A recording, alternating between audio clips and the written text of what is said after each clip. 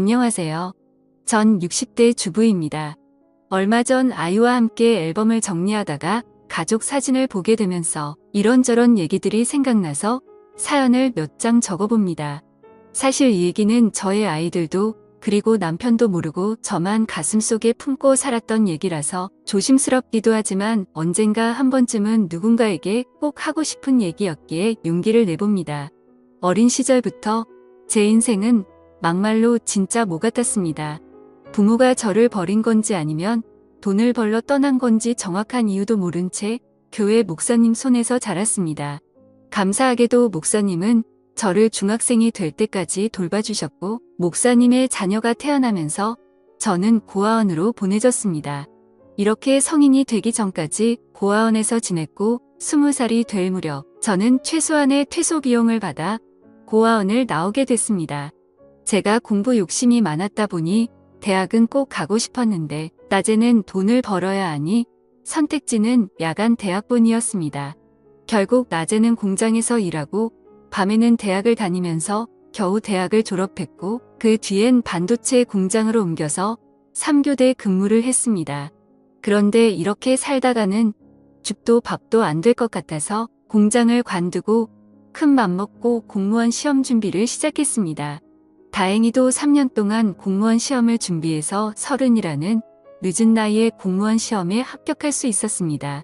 다른 친구들은 결혼을 하고 아이를 낳고 가정을 꾸릴 때 전막 사회생활을 시작하려 했는데 혼자 지쳐진다는 생각이 들었지만 힘들게 시험에 붙었으니 무슨 일이 있어도 퇴직하기 전까진 일을 하려고 했죠. 저는 한 지역의 시청에서 근무했는데 시민들의 민원을 처리해주는 부서에 처음 발령을 받았습니다. 안 그래도 소심하고 낯을 많이 가리는 성격인데 사람들을 상대하려니 너무 힘이 들더라고요. 일하는 내내 두통에 시달렸고 퇴근을 하면 즐거운 게 아니라 다음날 출근할 생각에 불안 증세가 몰려와서 손이 떨리고 밤에 잠을 이루지 못했습니다. 안 그래도 소심하고 낯을 많이 가리는 성격인데 퇴근을 하면 즐거운 게 아니라 손이 떨리고 그러던 어느 날 민원 처리를 하고 있는데 한 남자가 서류를 들고 와서 몇 가지 문의를 해왔습니다. 그 남자의 물음에 답을 해주는데 갑자기 정신이 몽롱해지면서 잠이 오는 겁니다. 그렇게 전 그 자리에서 쓰러졌고 눈을 떠보니 병실에 누워 있었습니다. 그런데 제 앞에는 낯선 남자가 서 있는 겁니다. 정신을 차리고 자리에서 일어나려고 하니 지금 일어나실 수 있겠어요? 좀 더 쉬셔야 할 것 같은데라고 하며 저를 일으켜주는데 낯선 남자의 터치가 조금 불편해서 제가 몸을 뒤척이니 좀 더 쉬셔야 할 것 같은데 제가 몸을 뒤척이다. 아, 죄송합니다. 저 누군지 모르시겠죠? 저 아까 시청에서 서류를 떼려고 했는데 갑자기 제 앞에서 쓰러지시는 바람에 우선 놀라서 제가 응급차 타고 같이 왔어요. 직원분들이 올 상황이 아닌 것 같아서 라고 자기 길을 소개하더라고요. 저는 감사한 마음에 퇴원 처리를 하고 그분에게 연락처를 물었습니다. 그래도 저 도와주신 분인데 식사 대접이라도 해야 할 것 같아서요. 그리고 일주일 뒤 그 남자와 저녁 식사를 하는데 사람이 너무 자상하고 괜찮더라고요. 그 남자는 아버지와 함께 작은 사업을 하는 남자였는데 겉모습만 봐도 저와는 너무 다른 세계에 사는 사람 같았습니다. 깔끔한 스타일의 옷도 유명 브랜드를 입고 다니고 누가 봐도 곱게 자란 티가 났죠. 몇 번 만나면서 저는 그 남자에게 호감을 느꼈지만 만나면 만날수록 욕심을 내면 안 될 것 같다는 생각이 들더라고요. 전 친인척 하나 없고 부모도 없는 고아원 출신의 재산이라고는 제가 월급 봐서 모은 돈이 전부였으니까요. 이제 겨우 시험에 붙어서 작은 원룸 하나 마련하기까지 너무 오랜 시간이 걸려서 그런지 그 멋진 남자 앞에만 있으면 제가 너무 작아지는 느낌이 들었습니다.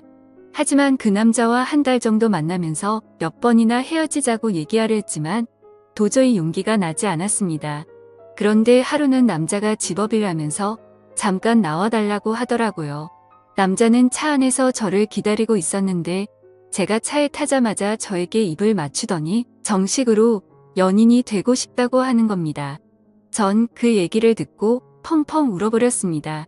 나같이 볼품없는 사람을 사랑해주는 사람이 나타나니 괜스레 눈물이 나더라고요. 전 그렇게 그 남자를 받아주기로 했고 1년 연애 끝에 저희 두 사람은 결혼을 약속했습니다. 저야 부모님이 안 계셔서 저만 좋으면 결혼을 할 수 있었지만 문제는 남자의 어머니였습니다. 결혼을 반대하는 이유는 단지 제가 고아라는 것 때문이었습니다. 어머님을 이해 못하는 건 아니었지만 고아가 된 게 제 탓도 아니고 저만 나 보지도 않겠다고 하시니 솔직히 억울하긴 하더라고요. 하지만 아버지는 달랐습니다.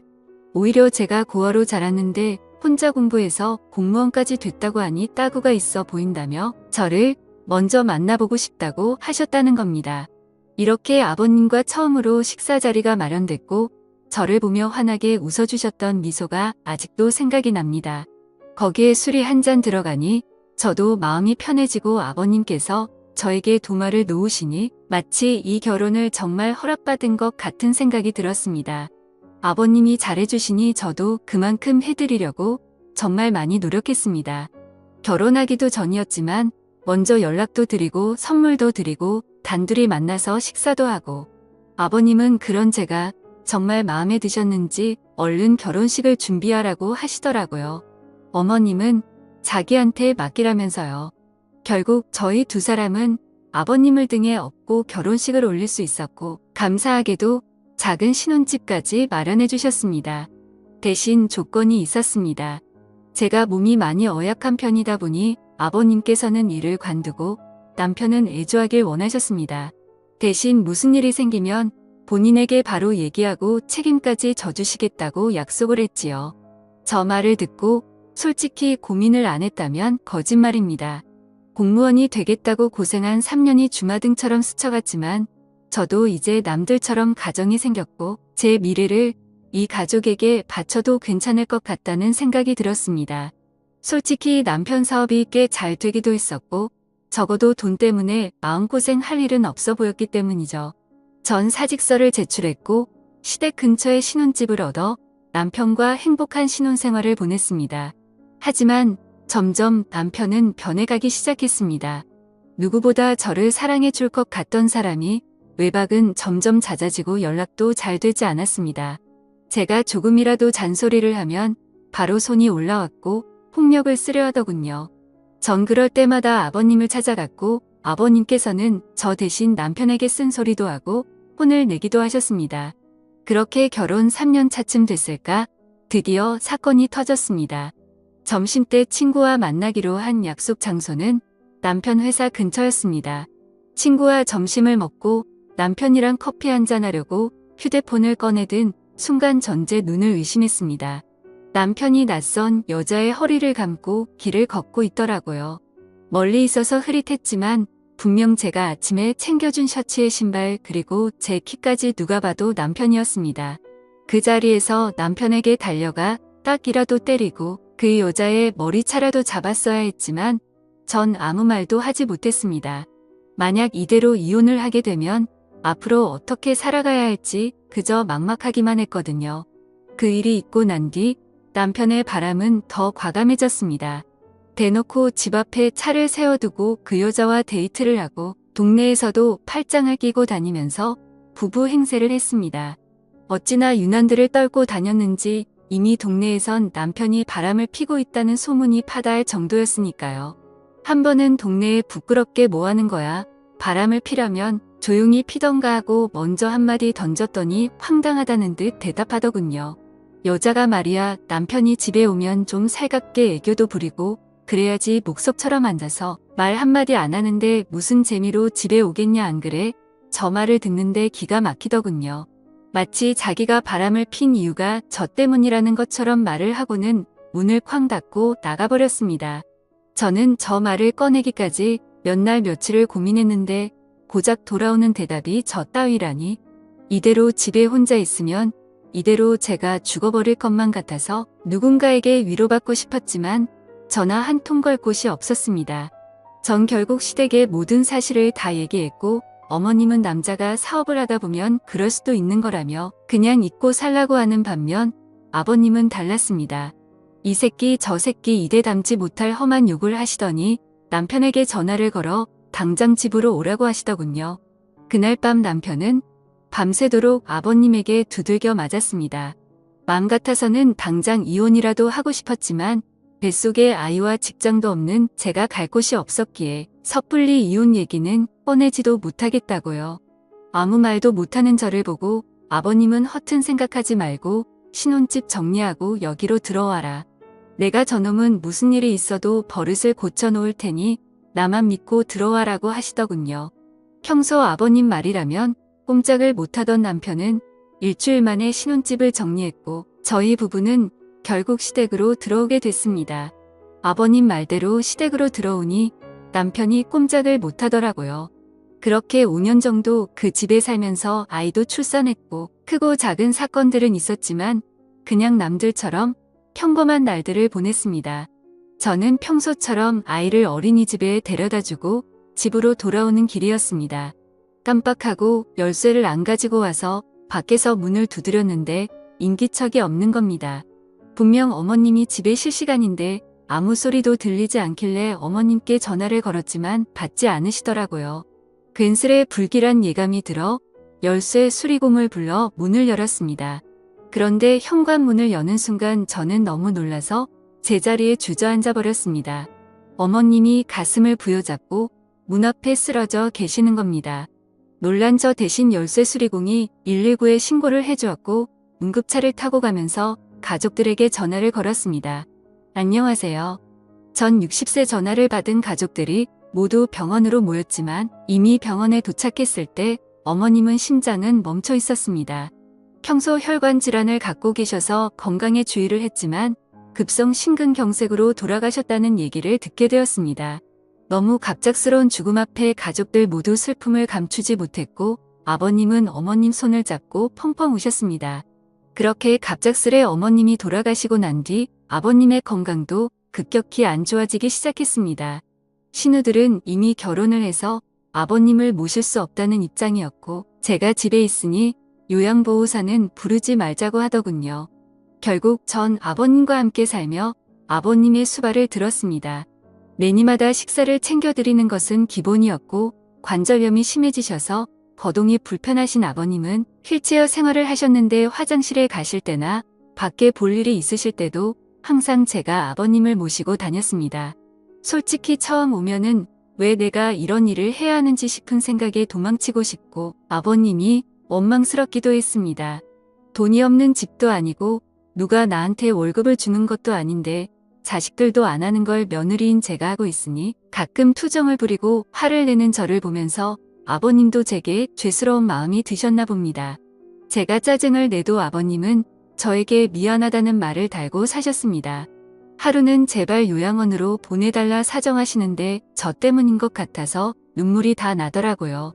결국 아버님께 제가 할 수 있을 때까진 모시겠다고 약속을 드렸죠. 그렇게 아버님을 모시고 산지 15년이라는 세월이 흘렀습니다.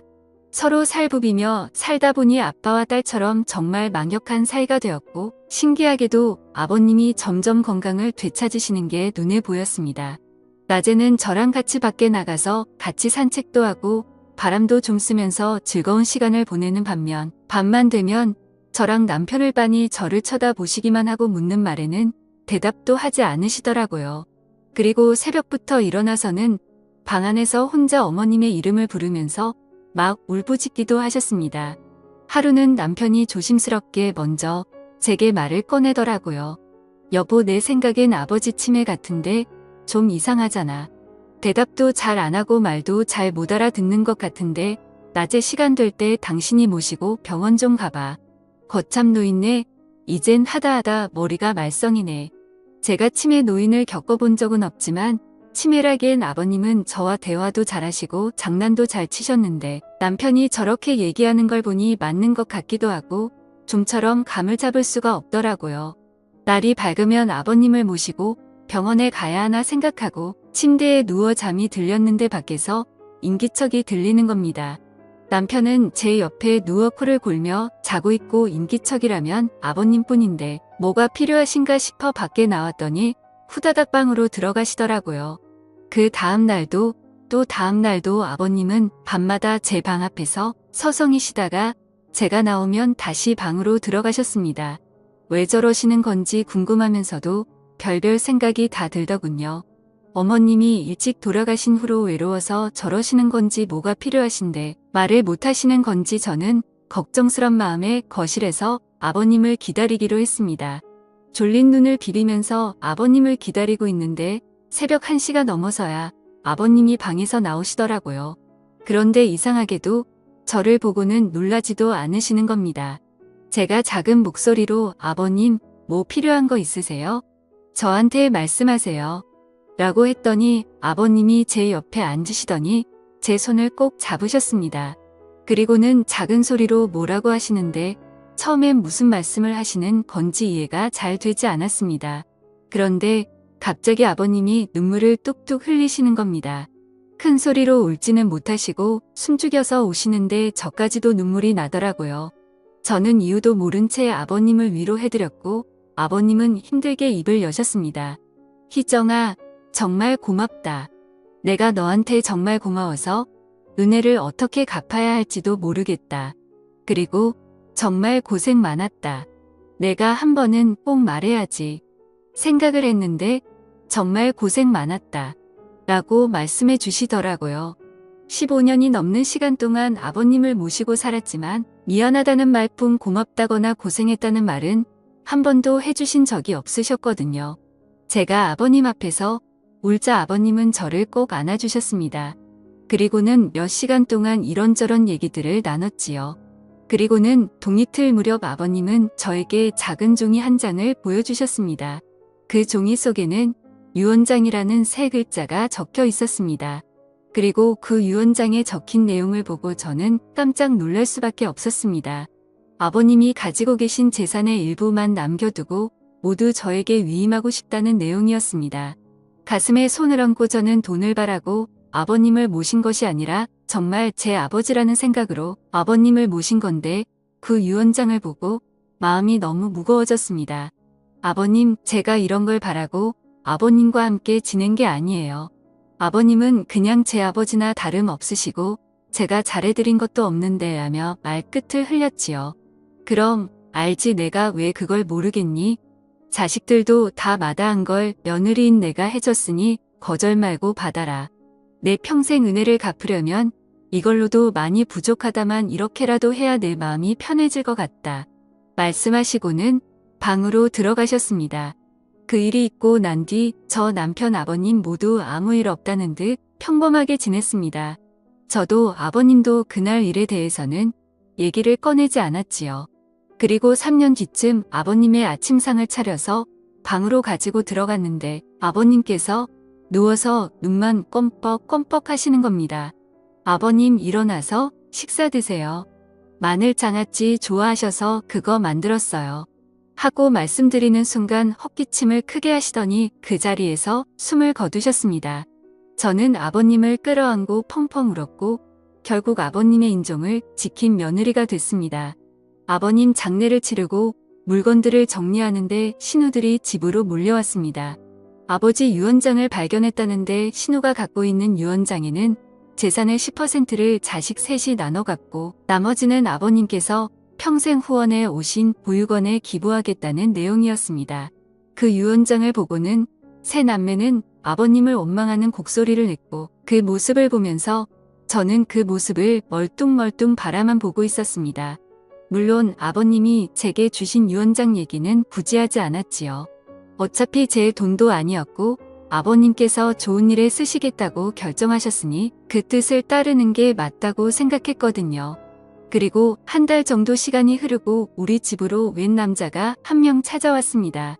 그 남자는 자신을 변호사라고 소개하고 작은 명함과 함께 재산 위임장과 이혼 서류를 제게 건네주었습니다. 알고 보니 살아생전 아버님께서 변호사를 통해 유언장을 미리 전달해 두셨고 재산 위임 조건은 남편과 이혼하는 것이라고 하셨답니다. 이 사실은 돌아가신 아버님과 변호사 그리고 저만 알고 있으니 걱정하지 말라고 얘기하시는데 전 그 자리에 주저앉아 펑펑 울어버렸습니다. 아버님 바람대로 전 짐을 싸서 그 집을 나왔고 아버님이 남겨주신 재산으로 작은 아파트 한 채를 구입했습니다. 그리고 남편에게는 이혼 서류를 우편으로 보냈습니다. 다행인지 불행인지 남편은 별말 없이 동의했고 저희 부부는 그렇게 합의하에 이혼을 하게 됐지요. 벌써 아버님이 돌아가시고 남편과 이혼을 한 지 5년이 지났습니다. 전 지금도 아버님 일이 되면 저 혼자 작게 제사를 지내고 가끔 산소에 찾아뵙고 인사도 드립니다. 비록 제가 며느리로 아버님을 만났지만 친부모보다 저를 예쁘게 해주시고 사랑해주신 아버님에게 기회를 통해 정말 감사하고 사랑한다고 말씀드리고 싶습니다. 아버님 정말 감사합니다.